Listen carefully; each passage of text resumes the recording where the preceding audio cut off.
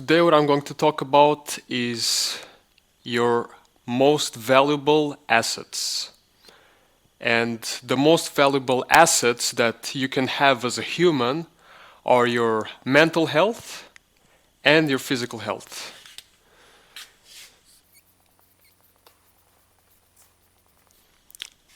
So here, let me do my best to draw a brain. Yeah, something like that. So that's a brain.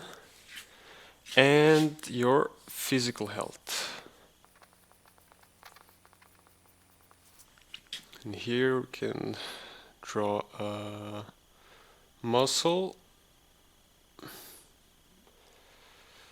can do like this, big bicep here for muscles. Now, before I can explain to you why these are your most valuable assets, you first need to know what the word asset means. Asset. And this word is a finance term in accounting that refers to something that gives a business value. So what can an asset be? Well, it can be money. It's an asset if it's money that you have. It can also be a house that you have. It can be a car. It can be the phone you have, which goes deeper into technology.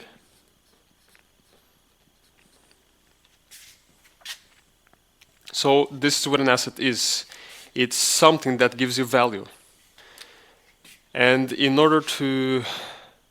So based on this, by me saying that mental health and physical health are your most valuable assets, I'm saying that they are the things that give you the most value in your life. And why is this? Why is mental health your most valuable asset? I'll explain to you why. Your mental health, how well you can think and operate, how well you can remember, is what allows you to do everything you do in your life. From communicating with others, with your friends, with your family, to solving tasks in your job, or to accomplishing your goals. It's what allows you to do it. By you studying, learning information, retaining it with your memory, how quickly you can process it and understand it, get it back, the better you can operate. So overall, if you have Maslow's hierarchy of needs,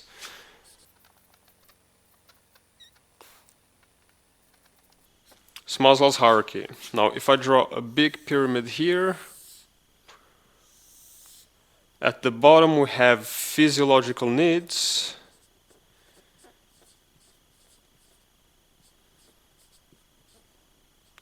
Physiological needs. After physiological needs we have safety needs.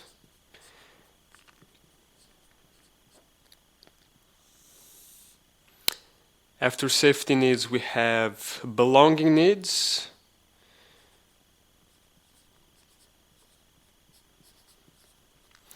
After belonging needs we have esteem needs. And after esteem needs we have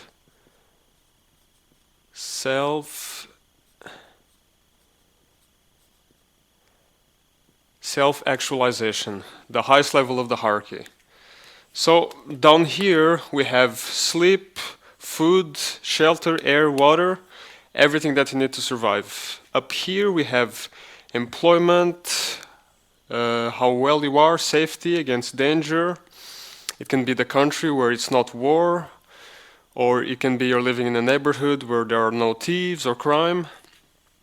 Then here belonging needs, it's you have friends, you have a girlfriend, a wife, husband.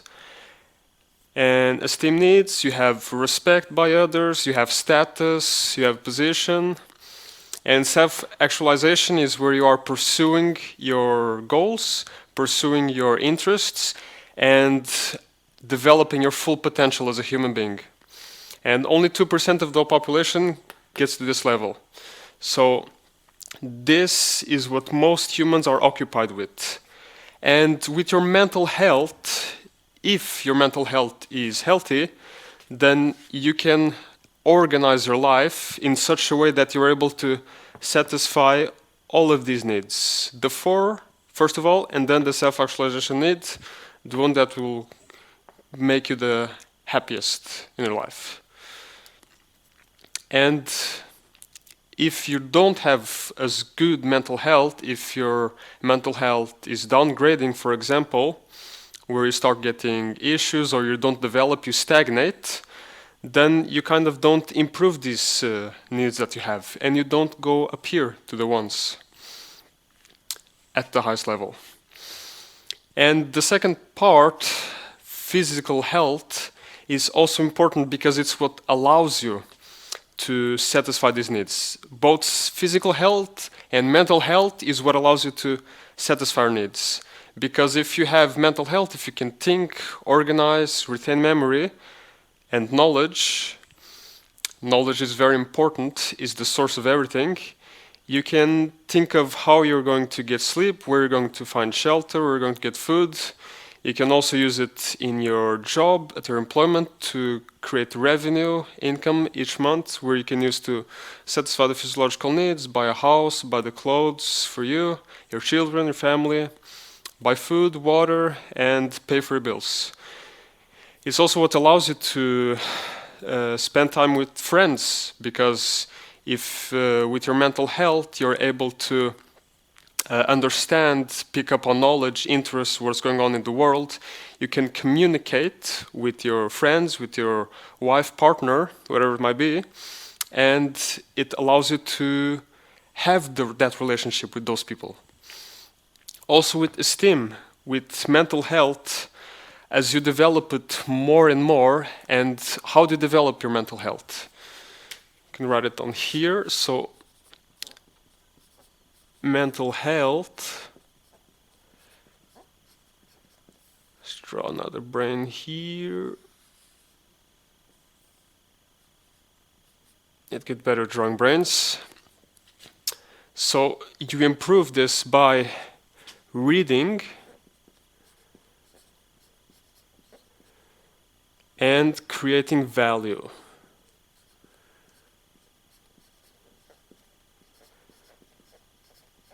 Value. And reading, it comes from learning. So the main part is reading, but it can be anything from watching videos, newspapers, anything. And creating value, it comes from growing. So growing your mind. And you grow your mind obviously by learning and reading, but also by creating value. And what I mean by creating value is I mean by creating value that you create products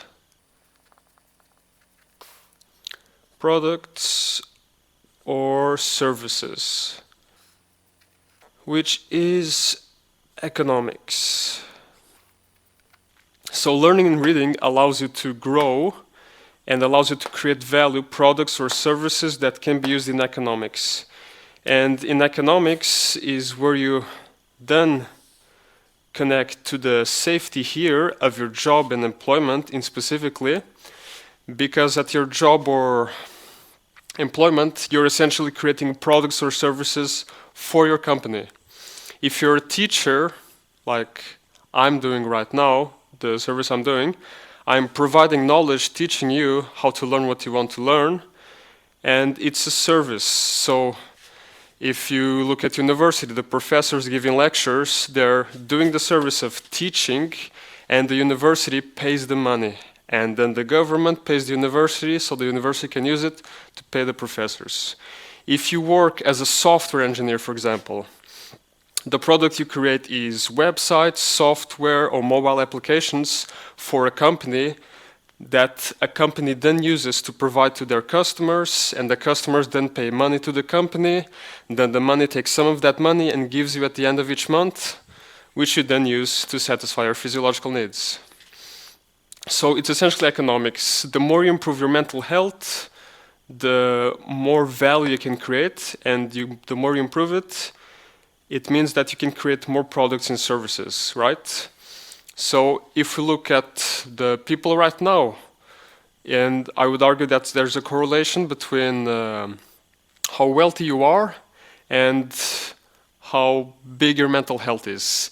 In most cases, but also in other cases. But even in the cases that you would argue that they don't have as high mental health as some others, I would argue that they actually do, because... So what am I saying right now? So I'm saying that people with the highest mental health, it can be like the geniuses like Einstein, Elon Musk, Steve Jobs, that make such innovations that transform the lives of humans, and by the knowledge that they acquire, they can create value or create the sources that other people can use to grow, to then create the products and services.